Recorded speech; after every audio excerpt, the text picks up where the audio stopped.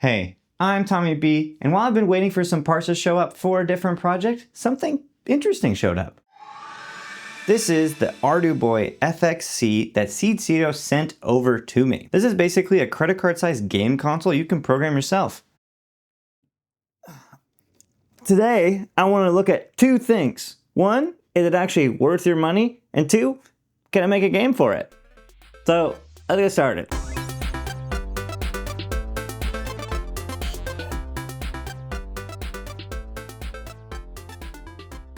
All right, let's do a quick unboxing.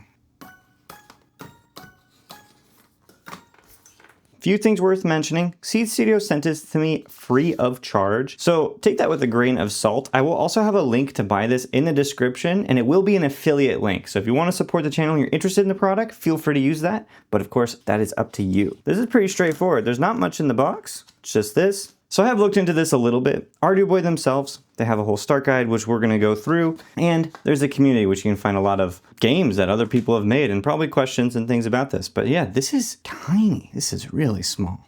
This is a little credit card sized console with some physical buttons that do feel pretty good. They're not too clicky, not too unclicky. This is an OLED screen. It is not full color, just one color. So you're probably familiar with those. You've probably seen those before. This is the AT Mega. This here is the same microprocessor that's on the Adreno Pro Micro, which is 32U4. So this is basically an Adreno. So there's a power switch here. There's a Type-C for charging, which I'll probably need to charge it a bit. All right, so I'm gonna give it a quick charge and then let's turn it on and kind of see what we're looking at. I've given it a bit of a charge, so let's get into it and see how this thing works. Power switch seems to be up here. Cool. FXC. So looks like I scroll left and right. Looks like it has some pre-built-in games and they're categorized. I find platformers to be the coolest.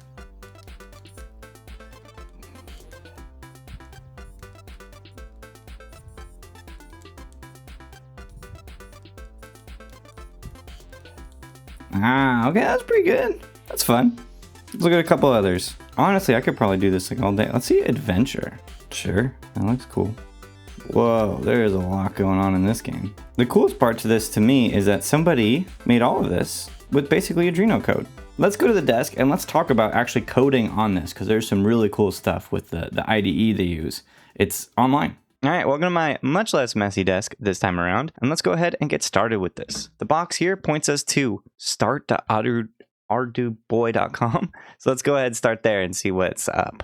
Some technical difficulties. All right, so I wound up just Googling it, and now I'm at arduboy.com/quickstart. And register it, can update it. I'm not gonna go through each and every single thing here, but it does kind of give you just the basics on how to use it. Navigating the catalog, hold the reset up and down for 3 seconds to turn. Oh, that's good to know because I've been turning it on and off between games. So this actually is talking about using Adreno itself to go ahead and add games, which is very cool, but pretty sure if I go ahead and go this way, there is a website for it. So there's actually something called the Arduboy Cloud, and I've already messed with this, and I think it's very, very cool. So in the code here, you can actually click build and you'll see does this cool animation and it'll do this. So I made this game with the help of AI, which I'll talk about in a moment. And from here, I can actually try it out. So my game here, the A and Z is A and the arrow keys. So I'm like a little car. And these little skinny ones make me jump. And it's very fun and it's very cool. There is an annoying music, which I will stop. From here, if I want to play that game on my Arduboy, I'm going to go ahead and just download it. It creates a hex file. From the online flash tool, I'm going to go ahead and get that hex file that I made and flash it to my Arduboy. There you go, pretty quick. And there's my Road Racer game. Very cool. I'm going to do this in front of the camera real fast. So now it's going to boot into the game that I just made. Road Racer.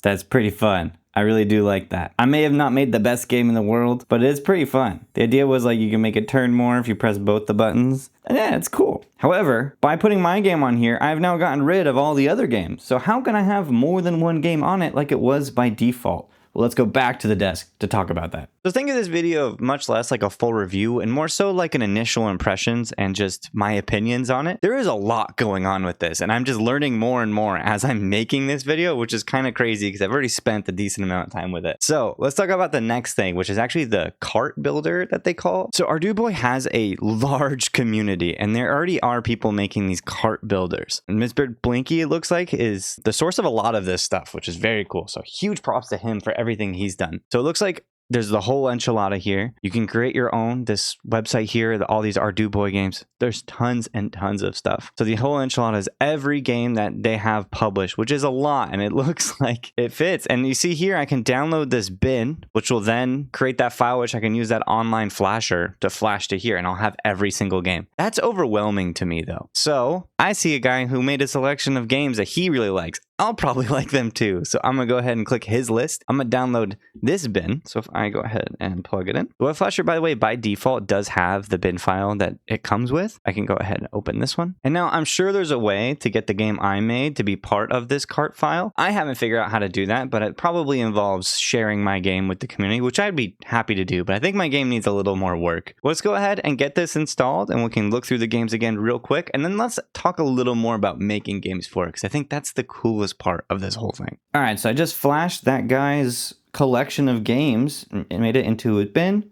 Oh, would you look at that? This is a different screen than it was before. A lot of things. Let's try racing. I do like me some racing games. These are all different games than what was on it before. Bone Shakers, of course. Oh, it's like 3D. You can see. This was what I was going for with my game, but definitely couldn't achieve it as well. It looks like I'm a skeleton riding a unicycle. Yeah, look at the perspective. They've like actually done proper 3D here. That is very cool. Very, very cool. And if you hold these two, brings me back to here. Awesome. That's really cool. Let's get back to the desk and talk more about making games. Genuinely, one of the coolest things about this is the fact you can make your own games, like I showed briefly in that IDE. Let's go over a bit about making games and maybe what I think is a bit controversial. So this here is the game that I made that I just showed, my Roadrunner game. This was something that I was programming myself, but as I struggled to figure out things, I'm not the worst coder in the world, but I'm not super familiar with the Arduboy library and the Arduboy tones especially. I went ahead and asked GitHub Copilot for some help. I went ahead and was explaining what I was doing. I provided the code I had made, and it helped add that stuff in there. And this is where I think AI assisted coding is really helpful and is a great learning opportunity for someone who's trying to learn how to make games for this, or just learning to program in general. This is a fun way to get into it. This is all might be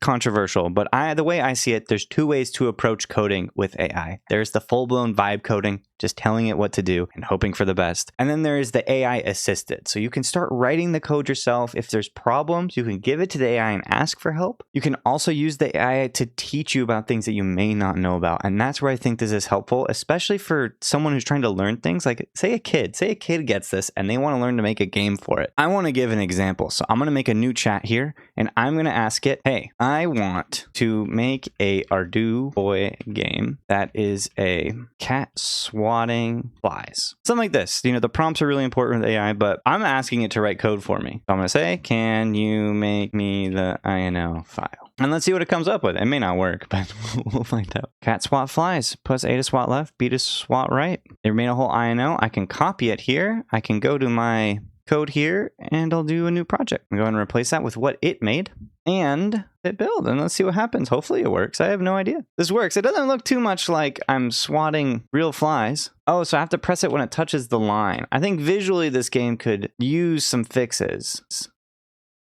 Whoa, it speeds up like crazy. That's very cool. And this is like pretty awesome framework to a game. But here's the important thing. I can't just keep asking AI to reiterate. I mean, I guess I can, but that doesn't feel like it's the right way to approach it, at least for me. So I'm going to tell the AI, hey, I'm a beginner at this. And this is where I think AI is the most helpful. So instead of just, copying, pasting, straight up vibe coding, I'm using this as a way to learn and a way for me to be able to now edit my code and make something better. I feel like this is all a little bit of a tangent for the video because this is what the video is about, but it's all kind of related to if you do buy this and you want to make a game and you don't know much, say if you are buying it for a kid or an adult, this is a great way to approach learning how to code, and it's fun too, so very cool. All right, well, let's go back up there and end off this video. Overall, I was pleasantly surprised with this thing. I think there is so much more Overall, I was super surprised with this thing. I think it has so much going for it. A bunch of fun games already, and of course the ability to make your own is just so cool and something I would have loved, especially as I was starting to learn a lot of this programming stuff. Full transparency though, Seed Studio sent me this for free. They're not paying me for this video, but I did not pay for this at all, so take my opinion with a grain of salt. This thing is currently selling for $79 even, which is kind of a lot. I don't think the hardware cost really is that much, but what you are paying for is that community and all those games that are released, and then, you know, the ability to really get in there and make your own. You can actually hop on the IDE, the web-based one, and start building games right now. You don't need to own it, but